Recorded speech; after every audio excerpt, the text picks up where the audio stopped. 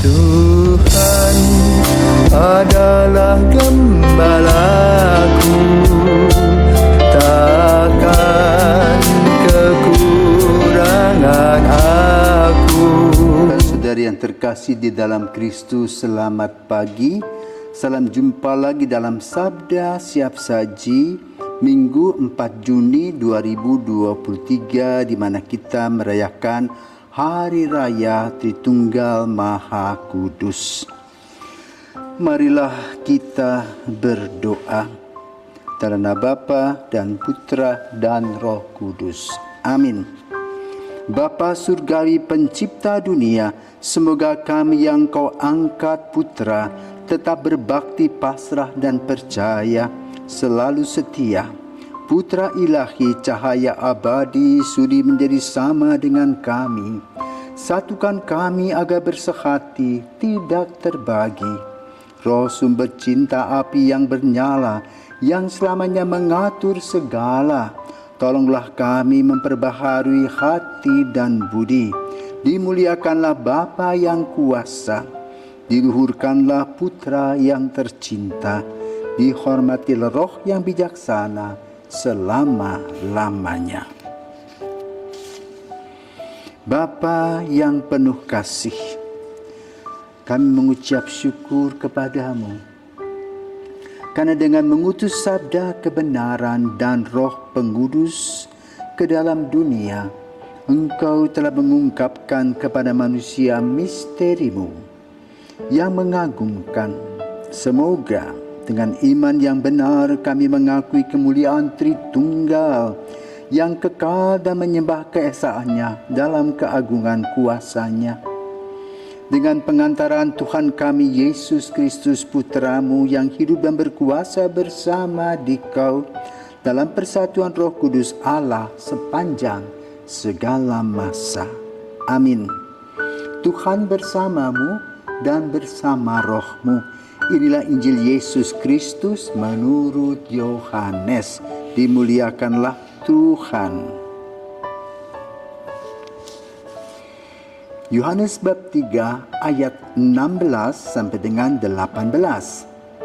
Dalam percakapannya dengan Nikodemus, Yesus berkata, "Begitu besar kasih Allah akan dunia ini, sehingga Ia telah mengaruniakan anaknya yang tunggal, supaya setiap orang yang percaya kepadanya tidak akan binasa, melainkan beroleh hidup yang kekal. Sebab Allah mengutus anaknya ke dalam dunia, bukan untuk menghakimi dunia, melainkan untuk menyelamatkannya. Barang siapa percaya kepadanya, ia tidak akan dihukum. Tetapi barang siapa tidak percaya, ia telah berada di bawah hukuman, sebab ia tidak percaya dalam nama Anak Tunggal Allah. Dan inilah hukuman itu, terang telah datang ke dalam dunia, tetapi manusia lebih menyukai kegelapan daripada terang, sebab perbuatan-perbuatan mereka jahat." Demikianlah sabda Tuhan. Terpujilah Kristus. Saudara-saudari yang terkasih di dalam Kristus, setiap kali kita memulai dan menutup doa, kita membuat tanda salib, tanda kemenangan Kristus, yang isinya adalah dalam nama Bapa dan Putra dan Roh Kudus. Ada dua gereja yang menggunakan lengan kita yang diberi Tuhan. Gereja Katolik Roma memulai dalam Bapa di dahi, Putra dan Roh Kudus sebelah kiri tangan, dan Amin di sebelah kanan. Gereja Ortodoks dari dahi dan Bapa, di bawahnya Putra, kemudian Roh Kudusnya di sebelah kanan, Aminnya di sebelah kiri. Yang lain tidak menggunakan itu. Nah, dari mana itu asalnya? Tentu kalau kita telusuri secara nyata dan jelas dari biblis tidak ada. Tetapi kalau kita memperhatikan, ada dalam Injil Matius bab 28. Dikatakan ketika Yesus mau naik ke surga, dikatakan apa? Pergilah, baptislah mereka dalam nama Bapa, Anak, dan Roh Kudus. Apakah itu sempilan? Tidak tahu. Yang pasti di dalam Injil Matius bab 28 itu ada pernyataan itu. Lalu bagaimana sejarahnya? Kalau kita perhatikan, manakala Yesus lahir, Yesus berkarya, Yesus disalibkan, Yunani mempunyai para filsuf. Maka pada saat itu para filsuf seperti Plato, Sokrates mempengaruhi kehidupan manusia. Bahwa dalam kehidupan manusia itu terdiri daripada roh dan jiwa serta badan. Maka badan itu membawa hal-hal yang kurang baik. Kenapa? Nafsu-nafsu badani, nafsu-nafsu jasmani yang bisa memerosokkan kita. Maka di dalam perjalanan sejarah gereja, sejarah iman Katolik, terjadi perpaduan nilai-nilai itu. Juga di dalam perjalanan lahir juga selain tadi gnostisisme yang dipengaruhi oleh para filsuf, manusia terdiri daripada dua bagian, baik dan buruk. Ada juga yang mempengaruhi, yaitu seorang pastor bernama Arianisme, yang mengatakan bahwa Yesus diciptakan oleh Allah, maka dia tidak setara dengan Allah. Tapi hebatnya bahwa Yesus itu melakukan hal-hal yang luar biasa di luar nalar manusia. Arian masih mengakui kehadiran Yesus. Lalu ketika gereja mulai bertumbuh dan berkembang, karena Konstantinus Raja Romawi bertobat karena seorang ibu bernama Santa Helena. Konstantinus kena sakit kusta, kemudian ibunya bertanya, kalau kamu sembuh, kamu bagaimana? Setelah ibunya berkonsultasi dengan Paus Silvester yang pertama. Mama, kalau aku sembuh, maka kerajaanku akan menjadi orang Katolik. Betul ya? Maka kemudian mamanya minta doa pada Paus Silvester dan sembuh. Maka gereja yang di bawah tanah itu naik ke atas, bertumbuh dan berkembang. Bahkan di tahun 325 juga sudah diadakan konsili ekumenis. Jadi gereja sudah terpecah-pecah. Lahirlah kemudian dogma yang pertama, Allah Tritunggal. Dan lahirlah kredo aku percaya. Apa sih inti ajaran Allah Tritunggal? Apakah Allah itu tiga? Ada yang mengatakan orang-orang Katolik itu menyembah tiga Allah dengan perhitungan matematis.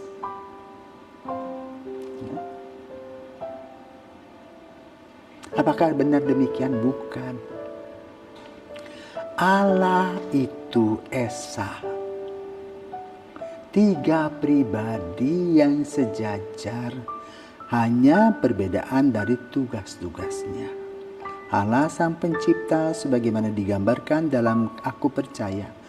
Aku percaya akan Allah Bapa yang Maha Kuasa, pencipta langit dan bumi. Itu yang pertama. Dan akan Yesus Kristus putranya yang tunggal Tuhan kita, yang bagaimana lahir dari Maria, dikandung Roh Kudus, wafat, disalib, bangkit kembali. Sebagai pribadi yang kedua. Dan aku percaya akan Roh Kudus, Gereja Katolik yang kudus. Tiga pribadi, tiga esensi.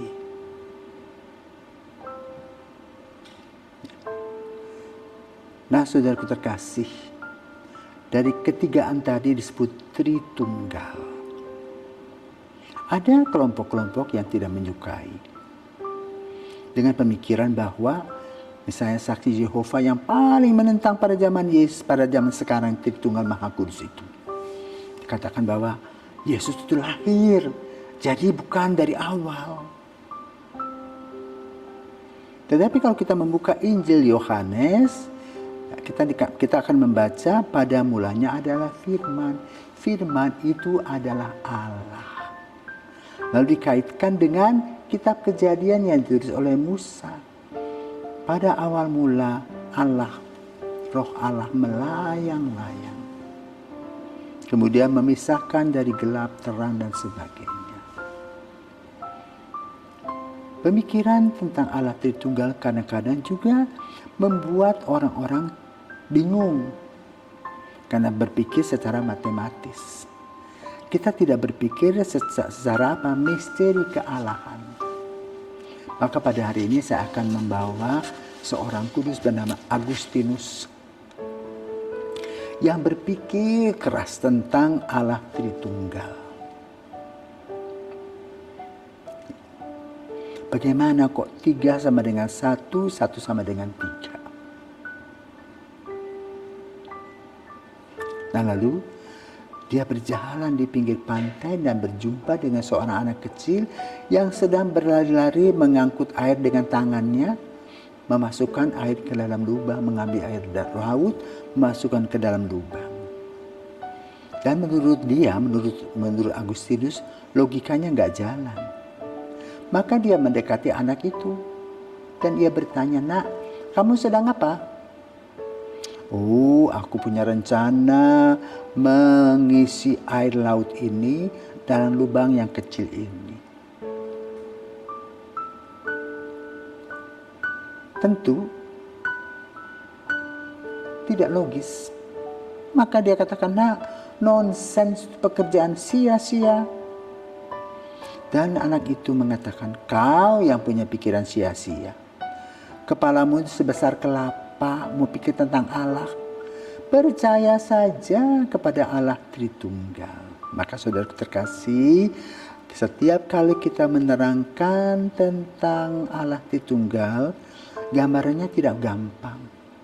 Kalau kita kan dengan 3 jari ya bisa hitung 1, 2, 3, tetap matematis. Maka sering orang menggambarkan sinar matahari. Sinar matahari itu menerangi bumi. Maka kita bisa melihat matahari itu. Ya, tentu kalau kita melihat matahari kita akan jadi buta.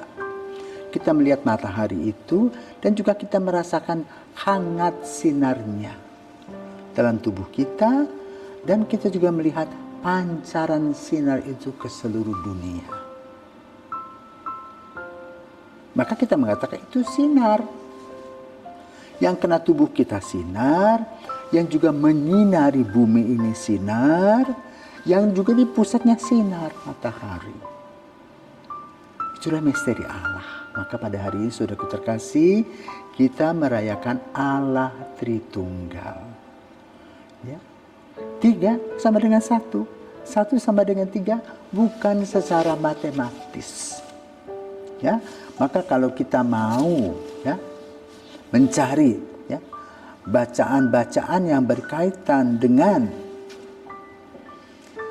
Allah Tritunggal secara implisit, kita bisa membaca misalnya dari kitab Kejadian bab 12 ayat 1 sampai 26. Baiklah kita bahasanya, baiklah kita menjadikan manusia menurut gambar dan rupa kita. Itu bahasa kita manusia. Supaya mereka berkuasa atas ikan-ikan di laut dan burung-burung di udara dan atas ternak dan atas seluruh bumi. Bab 3 ayat 22. Sesungguhnya manusia itu telah menjadi salah satu dari kita. Bahasanya. Tahu tentang yang baik dan yang jahat. Bukan aku tapi kita. Kemudian dalam perjanjian baru kita bisa membaca dari Injil Matius bab 3 ayat 16 sampai dengan 17. Sesudah dibaptis, Yesus segera keluar dari air dan pada waktu itu juga langit terbuka dan ia melihat Roh Kudus seperti burung merpati turun ke atasnya. Lalu terdengarlah suara dari surga yang mengatakan, "Inilah anakku yang kukasihi, kepadanya lah aku berkenan." Atau pada Markus 1, 10 sampai dengan 11. Pada saat ia keluar dari air, langsung ia melihat langit terkoyak dan roh seperti burung merpati turun ke atasnya. Lalu terdengar suara dari surga, "Engkaulah anakku yang terkasih, kepadamulah aku berkenan." Jadi dalam Injil Markus, Lukas, kita bisa melihat. Sementara dalam Injil Matius sebagaimana saya sampaikan tadi, Matius bab 28 khususnya ayat 19 mengatakan, "Karena itu pergilah, jadikanlah semua bangsa muridku dan baptislah mereka dalam nama Bapa, Anak dan Roh Kudus." Jelas saudara, secara biblis Allah Tritunggal bisa kita bertanggungjawabkan. Selamat merayakan Hari Raya Tritunggal Maha Kudus, dogma pertama dalam gereja, di mana kita selalu diingatkan akan apa yang telah terjadi dalam kehidupan dan misteri Tuhan. Maka kita membuka dan menutup doa-doa kita dengan tanda salib, tanda kemenangan Kristus dalam Bapa dan Putra dan Roh Kudus. Amin. Dengan demikian, saudaraku terkasih, kita tahu proses. Ya. Untuk menguraikan misteri Allah ada pro dan kontra. Tetapi gereja sebagai lembaga yang ditunjuk oleh Kristus sendiri melalui Petrus, maka gereja sendiri sebagai institusi memberikan pengajarannya kepada kita semua agar kita tidak tersesat. Semoga Tuhan senantiasa memberkati kita.